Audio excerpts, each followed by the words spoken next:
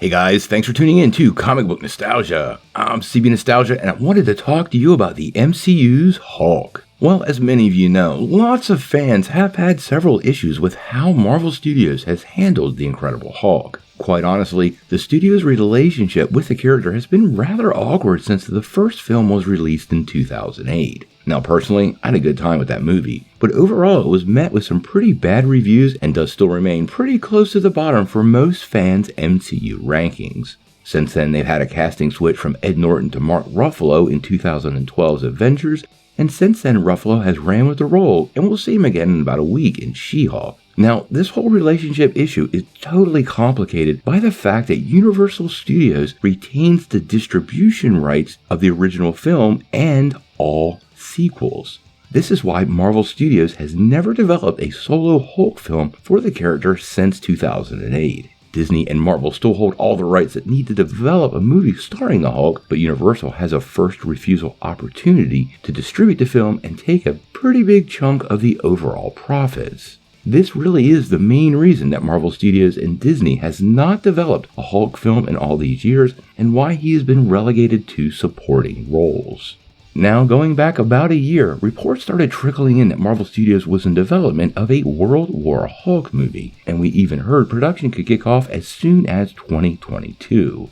Now, when this first started circulating, I had to ask myself, why would they be doing this now? Because it raised a lot of questions regarding that Marvel-Universal legal relationship and those distribution rights that come with the character. Now, the team over at Murphy's Multiverse are reporting on some unearthed legal documents that were filed with the Security and Exchange Commission by Marvel, and these may indicate that Universal loses the rights to the Hulk in June of next year. Now, in a report, this was apparently pulled from a Reddit posting, but this is an official document filed with the SEC by Marvel in December of 2006. This is what it reads. Universal has agreed to distribute Marvel film The Hulk and sequels on essentially the same terms as those with Paramount has agreed to distribute the other films financed and produced under the film faculty. Now, this refers directly to when Paramount was distributing various Marvel products. And when you look at that deal, the distribution terms are pretty interesting because they read, Paramount shall have the right to exercise its Paramount distribution rights with respect to each picture for an initial period of 15 years, commencing on the initial theatrical exhibition of such picture. So what's this mean? Well, it effectively means that Universal holds the right to distribute Hulk movies for 15 years after the release of the first film. Now, The Incredible Hulk dropped in June of 2008, making June 2023 the end date for that particular part of the contract.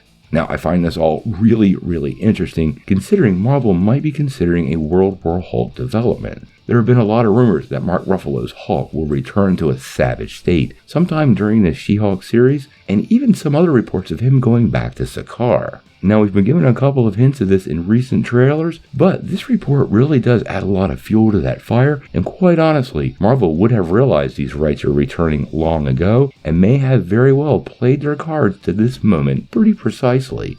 Now, obviously, Marvel and Universal haven't commented on any of this, and I'm no lawyer, so interpreting these documents, I possibly could be wrong, but it really does appear that the Hulk's distribution rights will return to the MCU, and that'll probably be a game changer for the Green Goliath. Interestingly enough, Universal picked up the rights to Namor around the same time, probably under the same contract terms, meaning Namor's solo film distribution could also be returning to Marvel Studios, and since he's in Black Panther Wakanda Forever, that timing also is one of those things that make you say, Now, we're going to continue to follow everything Marvel Studios and The Incredible Hulk, so make sure you hit that like and subscribe button, don't miss any updates, and we're going to bring you any more news on the story right away. But until we know more, what do you guys think?